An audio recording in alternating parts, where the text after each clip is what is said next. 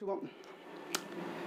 Hello friends, मेरा नाम है शुभम राव और आप सभी का स्वागत है हमारे नए YouTube channel study with NITs में। मैं खुद एक एनआईटीएन हूँ और मैं एनआईटी रायपुर से बीटेक हूँ इलेक्ट्रिकल इंजीनियरिंग में। तो जैसा कि आपको पता होगा कि हमारी एसीएफ एग्जामिनेशन से रिलेटेड पर्यावरण सब्जेक्ट की लगातार वीडियो सीरीज चल रही है। अगर आपने प्रीवियस लेक्चर्स नहीं देखे तो आप ऊपर आइए आई बटन पर, आपको वीडियो का लिंक मिल जाएगा। आप लिंक पर टैप करके पहले उन वीडियोज़ को देखिए, उसके बाद इस लेक्चर में आएंगे तो आपको चीज़ें ज़्यादा क्लियर होंगी। इसके अलावा मैंने सीजी व्यापम के कंप्यूटर सब्जेक्ट का 21 वीडियो का कंप्लीट पैकेज बना दिया है। अगर आपने उन वीडियोस को नहीं देखा तो आप ऊपर जाइए आई बटन पे, आपको वीडियो का प्लेलिस्ट का लिंक मिल जाएगा। आप लिंक में टैप करके उन वीडियोस को देख सकते हैं। इसके अलावा हमारे यूट्यूब चैनल का कंपलसरी आप प्लेलिस्ट चेकआउट करें, उसमें मैंने अलग अलग सब्जेक्ट के प्लेलिस्ट बना दिए हैं जिसको आप वहाँ से आसानी से देख सकते हो। ठीक है, आज जो हम लोग पढ़ने वाले हैं वो पिछले लेक्चर का कंटिन्यूएशन है और आज हम लोग वायु प्रदूषण के आगे के टॉपिक्स पढ़ेंगे, जिसमें वायु प्रदूषण के प्रभाव, इसमें हम लोग डिफरेंट टाइप की गैसेस और उनका हमारे स्वास्थ्य पे इम्पैक्ट क्या पड़ता है वो सारी चीज़ें देखेंगे। इसके बाद हम लोग इस वायु प्रदूषण के निदान और हमारे पास जो अभी वर्तमान में टेक्नोलॉजी है वो देखेंगे और इन फ्यूचर में हम लोग क्या कर सकते हैं उसके बारे में भी चर्चा करेंगे। ठीक है, लेकिन आपसे एक रिक्वेस्ट है, प्लीज़ वीडियो को बिना स्किप करे आखिरी तक ज़रूर देखें, उससे मेरा ऑडियंस रिटेंशन बढ़ेगा और यूट्यूब मेरे वीडियोज़ को ऑटोमेटिकली रिकमेंड करेगा दूसरे यूज़र को। तो प्लीज़ इतना सपोर्ट कर दो, बहुत है। ठीक है, वीडियो को कंपलसरी लाइक कर दो, कमेंट में थम्स अप डाल दो और अगर आप इस चैनल में नए आए हो तो सब्सक्राइब करके बेल नोटिफिकेशन ऑन कर लो ताकि मेरी फ्यूचर की वीडियो की कंटेंट की आपको ऑटोमेटिकली नोटिफिकेशन प्राप्त हो जाए। ठीक है, तो इतना कर दो, बहुत है।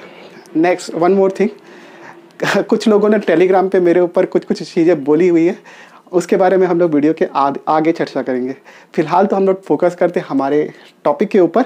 वीडियो से रिलेटेड किसी भी प्रकार के डाउट किसी स्थिति में आप वीडियो का डिस्क्रिप्शन चेकआउट कर सकते हैं। उसमें मेरा फेसबुक, व्हाट्सएप, ट्विटर, इंस्टाग्राम सारे के लिंक्स दिए हुए हैं। आप लिंक पर टैप करके मुझे वहाँ पर फॉलो कर सकते हो। इसके अलावा आप अगर नाम और लोकेशन के साथ मुझे मैसेज करेंगे वहाँ पर तो मैं आपको व्हाट्सएप सपोर्ट ग्रुप में जोड़ लूँगा। लड़के एवं लड़कियों के ग्रुप अलग अलग है, ऑलरेडी 200 मेंबर के आसपास ग्रुप में है। आप भी ग्रुप का हिस्सा बनिए, कम्युनिटी जितनी ज़्यादा बड़ी बनेगी हम लोग एक दूसरे की ज़्यादा हेल्प कर पाएंगे। ठीक है, तो आज हम लोग कंटिन्यू करते हैं आज का लेक्चर जो है वायु प्रदूषण के प्रभाव।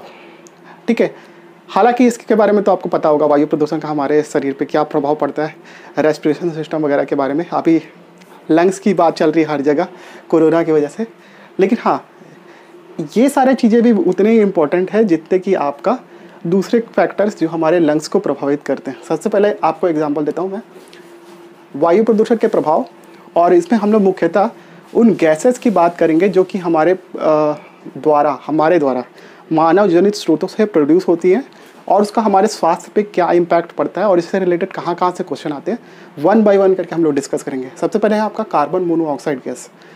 मैं आपको शुरू लेक्चर से बोल रहा हूँ, जो चीज़ जलती है, ठीक है, अगर किसी भी प्रकार का जीवाश्म ईंधन जलेगा तो आपका कार्बन डाइऑक्साइड और कार्बन मोनोऑक्साइड कंपलसरी प्रोड्यूस होगा।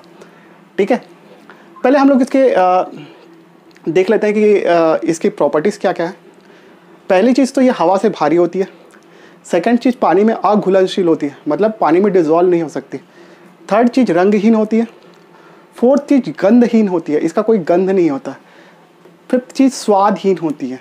ठीक है, और ये वायु प्रदूषण का सबसे मेजर सोर्स है। लगभग टोटल वायु प्रदूषण का 50% हिस्सा कार्बन मोनोऑक्साइड गैस कवर करता है। ठीक है, तो 50% हिस्सा इसको हम लोग मानेंगे। ठीक है, सेकेंड इम्पॉर्टेंट चीज़ जो हम लोग को ध्यान में रखनी है, ये ऑक्सीजन की तुलना में, ठीक है, ऑक्सीजन की तुलना में हमारे हीमोग्लोबिन से क्रिया करने में 250 से 300 गुना अधिक क्रियाशील है।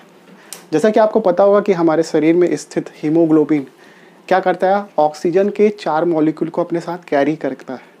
ठीक है, तो एक हीमोग्लोबिन का अणु 4 ऑक्सीजन के अणुओं को कैरी करता है, तो ये उससे लगभग 250 से 300 गुना अधिक क्रियाशील है।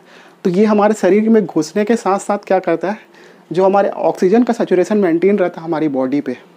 ठीक है, हीमोग्लोबिन ऑक्सीजन कैरी करता है, उससे क्या है, हमारे शरीर में ऑक्सीजन सैचुरेशन मेंटेन रहता है और ये ऑक्सीजन सैचुरेशन को तुरंत गिरा देता है और इसी वजह से इसको दम घोटू गैस बोलते हैं। ठीक है, इससे आदमी का रेस्पिरेशन सिस्टम गया और आदमी की पेटी बन जाती है। ठीक है, ये होता है। बेसिकली ये क्या करता है, जैसे कि मैंने अभी बताया, हीमोग्लोबिन की वहन क्षमता को कम कर देता है। ठीक है, ऑक्सीजन से ज़्यादा क्रियाशील होने के कारण ये क्या करता है, हीमोग्लोबिन जो 4 अणु लेके जा रहा था वो अब कम ऑक्सीजन ले जाने लगेगा और ऑटोमेटिकली आदमी की डेथ हो जाएगी। ठीक है, अब इसका सोर्स क्या है, जैसे मैं कि मैंने बताया आपको, कोई भी चीज़ अपूर्ण दहन होता है किसी भी सोर्स का। ठीक है, लाइक जीवाश्म ईंधन, मेजर सोर्स क्या है, जीवाश्म ईंधन का अपूर्ण दहन। ठीक है, अपूर्ण दहन होने से क्या होता है, carbon dioxide, carbon monoxide gas compulsory produce होती है। और लेकिन हम लोग अलग अलग सेगमेंट में बात करें तो परिवहन से करीब करीब कार्बन मोनोऑक्साइड गैस 76% प्रोड्यूस होती थी। ठीक है, घरेलू ईंधन, घरेलू ईंधन मतलब एलपीजी वगैरह नहीं, जो हम लोग लकड़ी वकड़ी जलाते हैं ना। ठीक है, अब गरीब लोग क्या करेंगे, लकड़ी जलाते हैं, इसलिए प्रधानमंत्री उज्ज्वला योजना लाई गई। ठीक है, अभी सभी लोग को उज्ज्वला योजना के तहत गैस सिलेंडर वगैरह बांटे जा रहे हैं। ठीक है, लेकिन हाँ, एक समय के बाद रिफिल करने के पैसा नहीं देती सरकार। ठीक है, ये मेजर ड्रॉबैक है उज्ज्वला योजना का।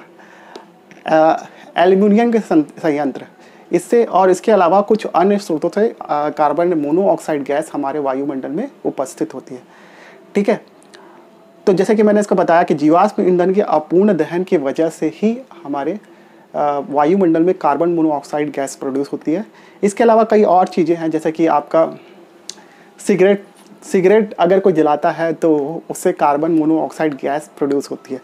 ठीक है, तो सिगरेट पीने वाले से ज़्यादा सामने वाला जो सिगरेट का धुआं लेता है उसको भी बहुत नुकसान होता है। ठीक है, इसलिए ऐसे लोगों के पास मत बैठो। इसलिए हमारे देश में PIL लॉन्च किया गया था, जिसके बाद सार्वजनिक स्थानों पर सिगरेट पीना पाबंदी लगाई गई।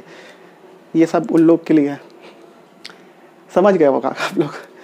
नेक्स्ट, तो हम लोग इसका उपाय क्या कर सकते हैं, क्योंकि कार्बन मोनोऑक्साइड ऐसी गैस है जिसका हम लोग रोकथाम नहीं कर सकते किसी तरीके से, क्योंकि कर सकते हैं ऐसा हम थ्योरेटिकली, लेकिन प्रैक्टिकली ये पॉसिबल नहीं है कि हम लोग कार्बन मोनोऑक्साइड को किसी तरीके से रोक सके। ठीक है, तो मेन हम लोग इसको कंटेन कर सकते हैं, किसी हद तक हम लोग कम कर सकते हैं। काइंड ऑफ एग्जांपल, हम लोग जो परिवहन के जो सोर्स है उसमें हम लोग जीवाश्म ईंधन का प्रयोग करते हैं, लाइक हमारा पेट्रोल, डीजल वगैरह, उसकी जगह हम लोग CNG का प्रयोग करें। इसको बोलते हैं कंप्रेस्ड नेचुरल गैस, प्राकृतिक गैस का प्रयोग करें। ठीक है, और CNG में बेसिकली होता है मेथेन और एथेन। ठीक है, इन दोनों का कॉम्बिनेशन होता है आपके CNG में, मेजर कॉम्बिनेशन। ठीक है, तो इससे हमारे वायुमंडल में कार्बन मोनोऑक्साइड गैस प्रोड्यूस नहीं होगी। ठीक, लेकिन ये भी बोलने की बात है कि हमारे देश में इतने CNG स्टेशन नहीं है कि हर पूरे देश भर में आपके नेचुरल गैस प्रोड्यूस की जा सके। ठीक है, दिल्ली वाली के एरिया में आपको CNG मिल जाएगा, लेकिन यहाँ छत्तीसगढ़ में तो एक भी स्टेशन नहीं है CNG का। ठीक है, सेकंड चीज़, हम लोग जो हमारे पारंपरिक सोर्स हैं हमारे खाना वाना पकाने के, लकड़ी वगैरह, उसकी जगह हम लोग LPG सिलेंडर का प्रयोग करें। और जो कि अच्छी चीज़ है, सरकार ने इसके लिए पहल भी की है, लेकिन इस पहल को और थोड़ा ध्यान देकर चालू करना पड़ेगा। ठीक है, उसमें बेसिकली LPG में बेसिकली होता क्या है, ब्यूटेन होता है और प्रोपेन होता है। ठीक है, अगर आपके ऑप्शन में ब्यूटेन नहीं दिया है तो आप प्रोपेन आंसर लेना। ठीक है, क्योंकि इसका भी कॉम्बिनेशन होता है ना, दोनों का कॉम्बिनेशन होता है। ठीक है, लेकिन LPG में क्या होता है, ये क्या कहना चाहिए, ये भी एक गंधहीन गैस होती है। तो हम लोग इसमें क्या करते हैं, अगर कभी LPG का रिसाव हो तो हमको पता कैसे चलेगा जबकि गंधहीन है, तो हम लोग मेथाइल मरकेप्टेन करके एक कंपाउंड, इसमें सल्फर का यौगिक डालते हैं, उससे LPG गंधयुक्त बन जाती है और हमको सूंघने में समझ में आ जाता है कि LPG लीक हो रही है कहीं से। ठीक, तो हम लोग इसका प्रयोग कर सकते हैं। देखिए, ये दोनों चीज़ है तो थ्योरेटिकली बहुत सही, और इसके अलावा हम लोग CNG की जगह और हम लोग फोटोवोल्टिक सेल वगैरह यूज़ कर सकते हैं। आपके सोलार पैनल वगैरह से आजकल कारें चलने लगी है, इसका भी प्रैक्टिकल ट्रायल हो रहा है। ठीक है, कई जगह पे हम लोग जो हमारे स्टेशन वगैरह हैं वहाँ पे भी सोलार पैनल लगे। तो ये सब कर के हम लोग एनर्जी एफिशिएंसी बढ़ाने और बाकी सारी चीज़ों को कम करने की कोशिश कर रहे हैं, लेकिन फिर भी ये प्रैक्टिकली बहुत ज़्यादा मुश्किल है कि हम लोग कार्बन मोनोऑक्साइड का एमिशन रोक सके। ठीक है, क्योंकि लोगों के पास पैसे नहीं हैं उतने। ठीक, तो ये था कार्बन मोनोऑक्साइड गैस के बारे में। अब हम लोग देखते हैं सल्फर की ऑक्साइड। ये भी वायु प्रदूषण में बहुत ज़्यादा अपना इम्पैक्ट रखते हैं और लगभग टोटल वायु प्रदूषण का 20%, और 20% मेजरली सल्फर के डाइऑक्साइड से प्रोड्यूस होता है, SO2 बोलते हैं। ठीक है, अब इसके सोर्सेज की बात कर ले कि ये कहाँ से प्रोड्यूस होता है। सबसे पहले आपका ताप विद्युत गृह या फिर थर्मल पावर स्टेशन से ये जनरेट होता है। सेकेंड चीज़ आपके परिशोधन कारखाने। ठीक है, परिशोधन कारखाने मतलब आपका ऑयल रिफाइनरी। ठीक है, जहाँ पर आपका जो कच्चा तेल रहता है उसको हम लोग डिफरेंट फॉर्म में सेग्रीगेट करते हैं, लाइक आपका पेट्रोल हो गया, डीजल हो गया, ऐसे ऐसे, तो उसको शोधन कारखाना या फिर रिफाइनरीज बोलते हैं। इसके बाद आपका वाहन से ये प्रोड्यूस होता है। तो 3 इसके मेजर सोर्स है, ठीक, आपके SO2 के। SO2 जब हमारे संपर्क में आता है तो बेसिकली क्या होता है, हमारे आँखों में जलन होता है। इससे ज़्यादा देर तक इसके कांटेक्ट में रहने पर, मतलब ज़्यादा देर मतलब एक टाइम तक हम इसके कांटेक्ट में रहेंगे तो हमको दमा हो सकता है, फेफड़े के कई रोग हो सकते हैं। इसके अलावा सिर में दर्द, ये इसके सिम्टम्स हैं, ये सब हो सकता है। ठीक है, SO2 क्या होता है? SO2 हमारे वायुमंडल में उपस्थित आर्द्रता, मॉइस्चर से कंबाइन करके, मॉइस्चर मतलब बेसिकली वो वाटर वेपर ही होता है, मतलब वाटर ही समझ लो, उससे कंबाइन करके क्या बनाता है आपका सल्फ्यूरिक एसिड बनाता है। ठीक है, sulphuric acid in the form of rain हमारे पृथ्वी में गिरता है। ठीक है, उसी को बोलते हैं अम्ल वर्षा। और ये CGPSC में क्वेश्चन आ चुका है, अम्ल वर्षा का मेजर सोर्स आपका क्या है? सल्फर की ऑक्साइड। और आपका मेजरली अम्ल वर्षा में सबसे ज़्यादा परसेंटेज किसका होता है? H2SO4 का या फिर सल्फ्यूरिक एसिड का। ठीक है, नाइट्रोजन के ऑक्साइड भी इसमें उत्तरदायी होते हैं अम्ल वर्षा में, लेकिन मेजर जो है आपका सल्फ्यूरिक एसिड, ये काफ़ी डेंजरस होता है। इसके बाद सल्फ्यूरिक एसिड, ठीक है, जैसे कि मैंने लास्ट क्लास में आपको स्मॉग के बारे में बताया था, जब धूल के कण के ऊपर जलवाष्प जमा हो जाती है तो उसको क्या बोलते हैं? कोहरा या फिर फॉग बोलते हैं। लेकिन उसी फॉग में अगर आपका सल्फर का ऑक्साइड मिल जाए, सल्फर डाइऑक्साइड, तो वो बन जाता है कोहरा, जिसको बोलते हैं स्मॉग, जो कि हमारे सेहत के लिए अच्छा नहीं होता।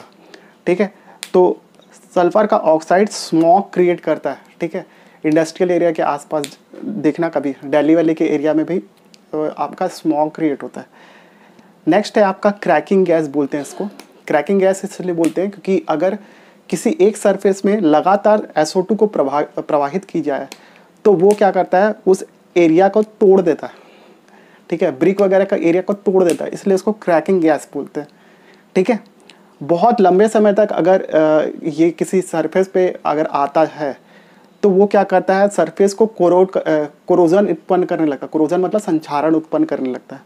तो उससे क्या होता है, अल्टीमेटली रिजल्ट ये लाल पाउडर के रूप में उसके ऊपर जमा हो जाता है। ठीक है, इसका परफेक्ट एग्जांपल आपका आगरा का ताजमहल।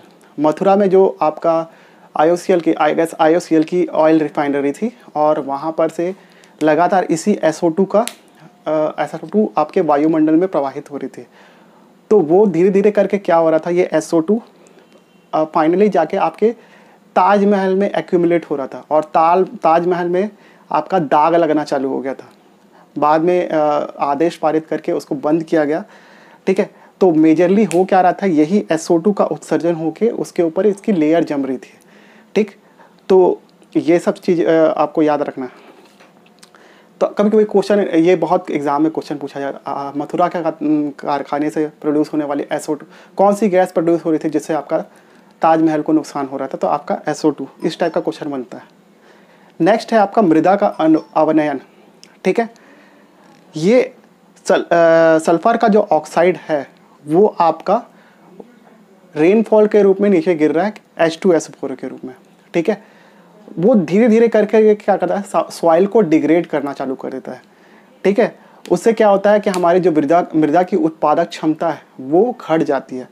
तो बेसिकली आपका सल्फर डाइऑक्साइड मृदा का अवनयन करता है।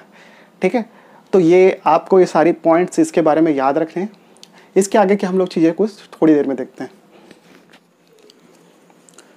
तो चलिए वायुमंडल को प्रभावित करने वाले कुछ और गैसेस पे चर्चा करें। सबसे पहले आपका है क्लोरोफ्लोरोकार्बन, जिसको शॉर्ट में CFC भी बोलते हैं।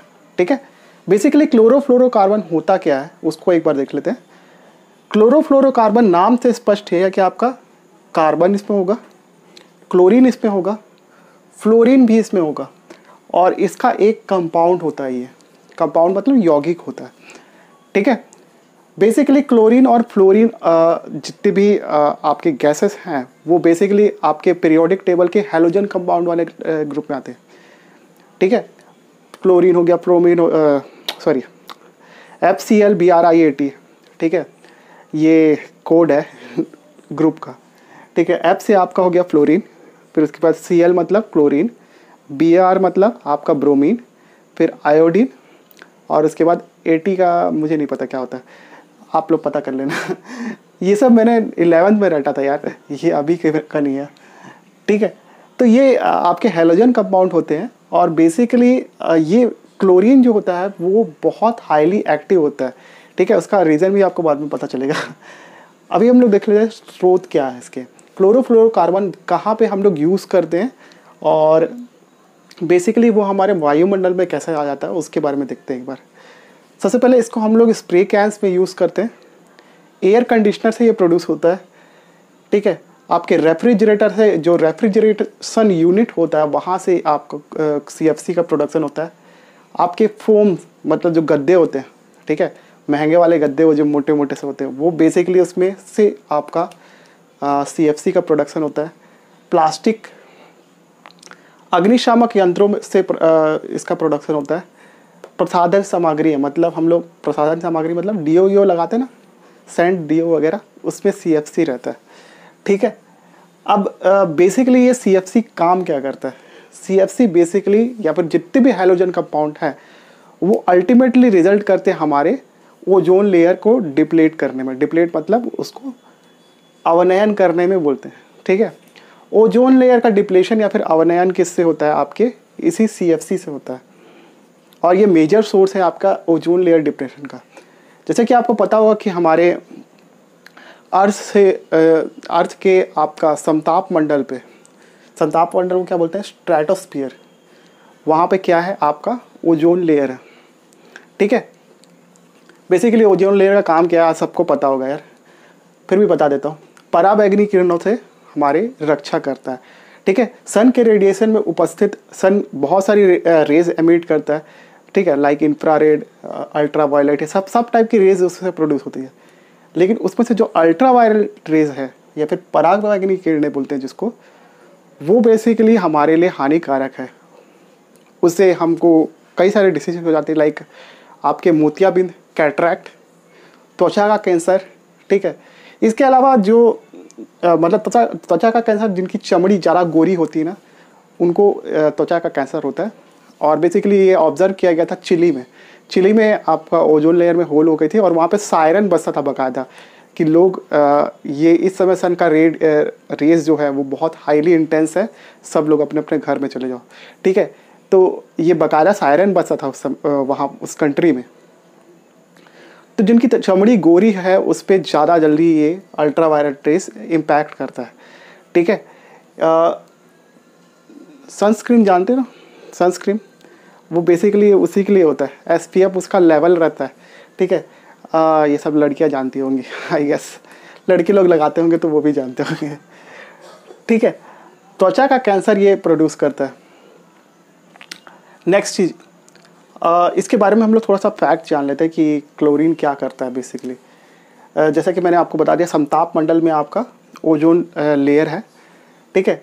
और बेसिकली ऐसा स्टडी में पाया गया कि जो ये क्लोरीन होता है, क्लोरीन का एक परमाणु आपके 1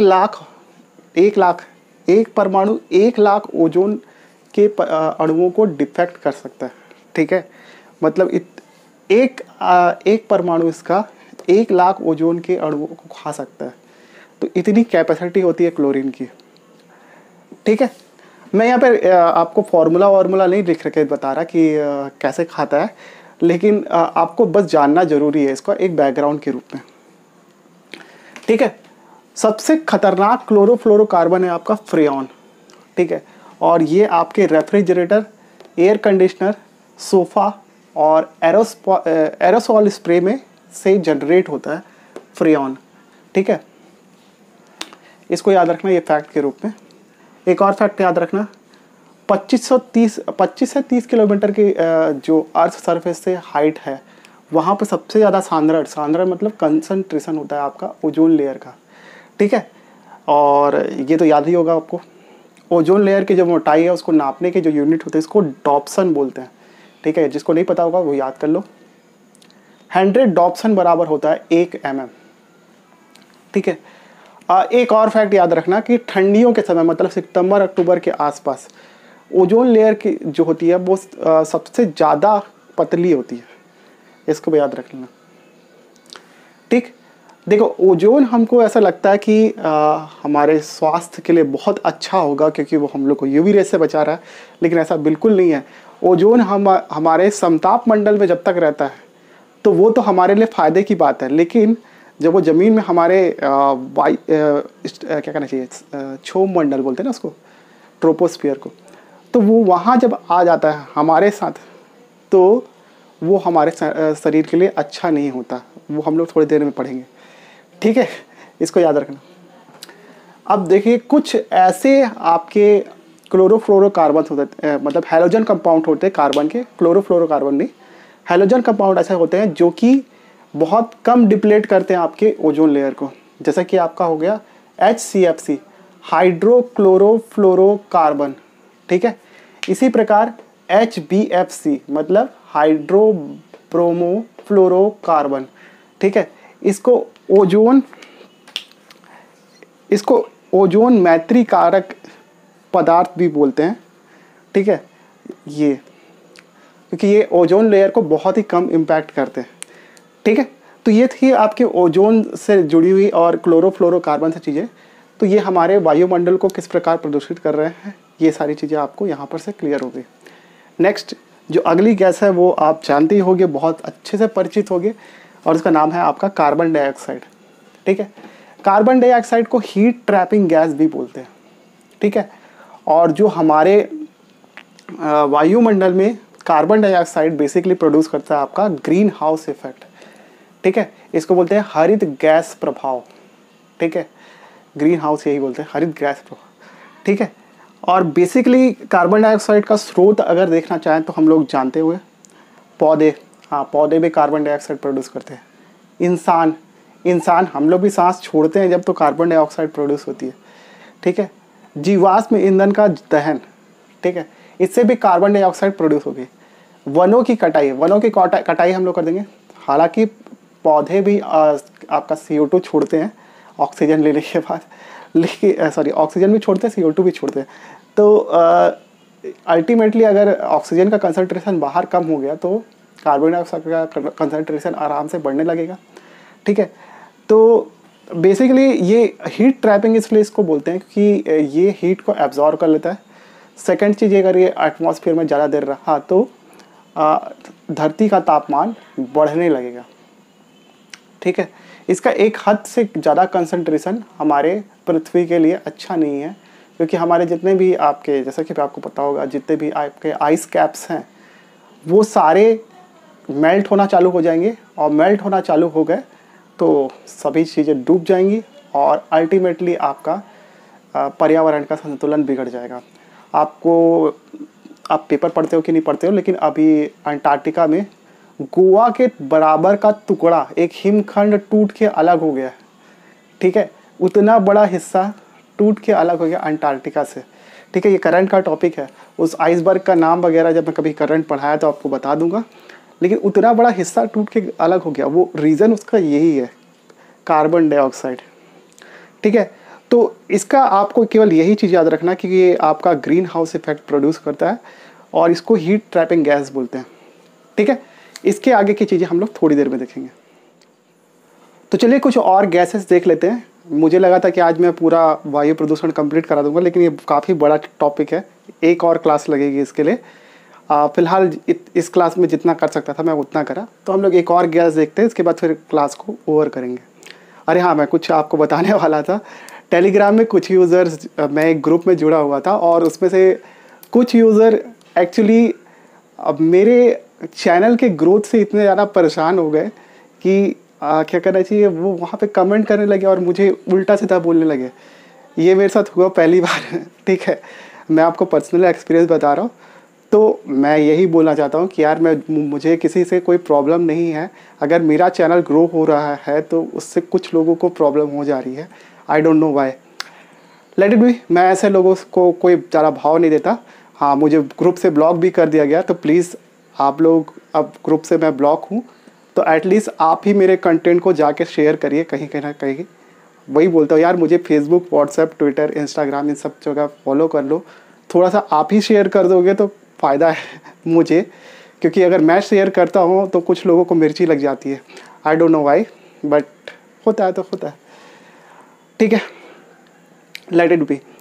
और ठीक है, उनको अगर जलन होती है तो उनको और थोड़ा जला दो और जल्दी से जल्दी वीडियो को और शेयर करो ताकि मेरे कंटेंट ज़्यादा जगह पहुँचे और मेरा चैनल ग्रो हो, तो मैं आपको और वीडियोस प्रदान करूँ, ठीक है। उनके कुछ बोलने या ना बोलने से मुझे उतना इम्पैक्ट नहीं पड़ेगा। मैं बस आपको इन्फॉर्मेशन दे रहा था कि मुझे अब टेलीग्राम ग्रुप से ब्लॉक कर दिया गया है। जो यूज़र मुझे टेलीग्राम के थ्रू देखते थे, मतलब मैं वहाँ पे लिंक डाला था तो उसके थ्रू देखते थे, उन लोगों के लिए खास कर ये इन्फॉर्मेशन थी, ठीक है, let it be.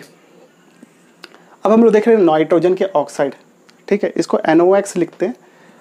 Basically nitrogen के ऑक्साइड में अलग अलग प्रकार के ऑक्साइड जो हैं वो हमारे प्रकृति के लिए, मतलब पर्यावरण के लिए और इसके लिए अलावा इंसानी शरीर के लिए भी बहुत हानिकारक है। वो हम लोग फटाफट से देखते हैं। सबसे पहले आप लोग देखते हैं नाइट्रिक ऑक्साइड। ये बेसिकली एक रंगहीन और गंधहीन गैस है, ठीक है। इसके बाद आता है आपका लाल भूरे रंग की तीव्र गंध वाली गैस, इसका नाम है आपका नाइट्रोजन ऑक्साइड, ठीक है। एक और नाइट्रोजन का ऑक्साइड है, उसका नाम है नाइट्रोजन डाइऑक्साइड, ठीक है। ये किसी ना किसी फॉर्म में निकलते हैं और अल्टीमेटली क्या करते हैं, जो वायुमंडल में आर्द्रता या फिर मॉइस्चर होता है उससे कंबाइन करके HNO3 बनाते हैं। HNO3 मतलब नाइट्रिक एसिड, ठीक है, नाइट्रिक एसिड। और बेसिकली ये भी आपका रेनफॉल के रूप में धरती में आके गिरते हैं, ठीक है। और ये भी एक मेजर कंपाउंड है जो कि आपके एसिडिक रेनफॉल में ये एक मेजर कंपाउंड है। जैसे हमने अभी सल्फ्यूरिक अम्ल के बारे में पढ़ा था, H2SO4, वो प्लस नाइट्रिक एसिड, ये दोनों के दोनों रिस्पॉन्सिबल होते हैं आपके एसिडिक रेनफॉल पे, ठीक है। ये क्वेश्चन CGPSC में आ चुका है, ठीक है, चेक कर लेना। अब इसका स्रोत हम लोग देखते हैं कि कहाँ से ये प्रोड्यूस होता है। सबसे पहले आपका खनिज तेल को जलाने से, ठीक है। इसके अलावा कोयले को जलाने से भी ये आपका नाइट्रोजन के ऑक्साइड पैदा होते हैं। लेकिन ये दोनों तो ठीक ही है, लेकिन इसका जो सबसे मेजर सोर्स और जिसको एग्जाम में पूछता है, सुपरसोनिक जेट, ठीक है, जैसे लाइक राफेल हो गया, ये सब जो हमारे फाइटर एयरक्राफ्ट है, ठीक है, उनसे आपका नाइट्रोजन के ऑक्साइड प्रोड्यूस होते हैं, ठीक है। और ये कई बार एग्जाम में क्वेश्चन पूछ चुका है, सुपरसोनिक जेट से निकलने वाला कौन सी गैसेस निकलती है, तो आपके नाइट्रोजन के ऑक्साइड निकलते हैं, ठीक है। अब इसका हमारे शरीर पे क्या इम्पैक्ट पड़ता है, तो इसमें जो बीमारियां होती है वो हम लोग देख लेते हैं। मसूड़ों में सूजन होती है, रक्तस्राव हो सकता है, निमोनिया हो सकता है, लंग्स का कैंसर हो सकता है। तो ये हमारे शरीर पे ये इम्पैक्ट करता है। लेकिन इस शरीर में इम्पैक्ट करने के साथ साथ ये पर्यावरण को भी इम्पैक्ट करता है। ओजोन लेयर डिप्लेशन में आपका नाइट्रोजन के ऑक्साइड का भी काफ़ी हद तक इम्पोर्टेंस है, ठीक है। और इसके बारे में हम लोग पढ़ेंगे मॉन्ट्रियल प्रोटोकॉल के में क्या क्या किया गया था, ठीक है। ये सब ओजोन लेयर से जुड़े हुए कन्वेंशन है जो हम लोग एक बार समिट जब देखेंगे तब सब पढ़ेंगे उसके बारे में, ठीक है। तो ये रहा आपका नाइट्रोजन के ऑक्साइड, और इसके बारे में इतनी सारी चीज़ें आपको याद करनी थी। कुछ और गैसेस बच गए हैं। इसके बाद पर्यावरण प्रदूषण को रोकने के क्या उपाय हमारे पास वर्तमान में हैं, इसके बाद फ्यूचर में हम लोग क्या कर सकते हैं, वो सारी चीज़ें हम लोग नेक्स्ट क्लास में देखेंगे। तब तक आप जलन खाने वाले लोगों को जलाने के लिए प्लीज़ वीडियो को लाइक दे दीजिए, चैनल में नए हैं तो सब्सक्राइब कीजिए, ज़्यादा से ज़्यादा इस वीडियो को शेयर करिए एटलीस्ट उन लोगों को जिनके पास पैसे नहीं है कोचिंग इंस्टीट्यूट को देने के लिए, या फिर मैं मंडी निरीक्षक, ACF, CGPSC और CG व्यापम से जुड़े हुए बाकी सारे कॉम्पिटिशन एग्जामिनेशन की तैयारी कर रहे हो, उनको ज़रूर शेयर करिए। और मुझे कंपलसरी फेसबुक, व्हाट्सएप, ट्विटर और इंस्टाग्राम पे फॉलो कर लीजिए। सारी लिंक आपको नीचे डिस्क्रिप्शन में मिल जाएगी, तो प्लीज़ उसको चेकआउट करके मुझे फॉलो करिए। और हाँ, किसी भी प्रकार की समस्या में मुझे व्हाट्सएप करना ना भूलें और व्हाट्सएप कॉन्टैक्ट ग्रुप से हमारे ज़्यादा से ज़्यादा जुड़िए। कम्युनिटी जितनी बड़ी होगी हम लोग एक दूसरे की ज़्यादा हेल्प कर पाएंगे। और thank you so much for watching this video. Have a good day.